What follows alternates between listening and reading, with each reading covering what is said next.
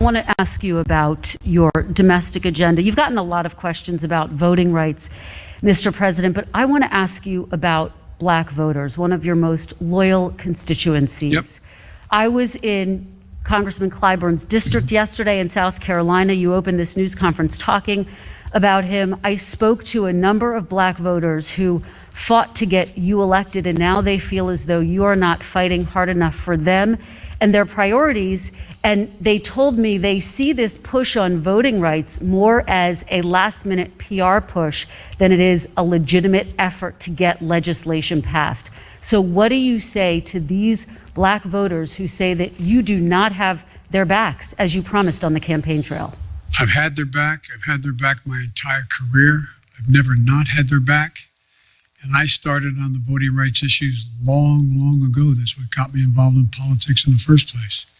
And I think part of the problem is, look, there's significant disagreement in every community on whether or not the timing of assertions made by people has been in the most timely way. So I'm sure that there are those who are saying that why didn't Biden push John Lewis bill as hard as he pushed it the last month? Why didn't he push it 6 months ago as hard as he did now? The fact is that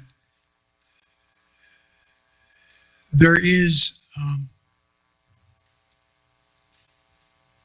a timing that is not of one's own choice. It's somewhat dictated by events that are happening in country and around the world as to what the focus is. But part of the problem is, as well, I have not been out in the community nearly enough. I've been here an awful lot. I find myself in a situation where I don't get a chance to look people in the eye because of both COVID and things that are happening in Washington, to be able to go out and do the things that I've always been able to do pretty well. Connect with people, let them take a measure of my sincerity, let them take a measure of who I am.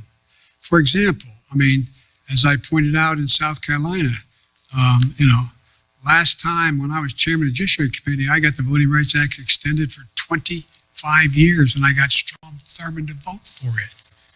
That's what I've been doing my whole career. And so the idea that I didn't either anticipate or because I didn't speak to it as fervently as they want me to earlier.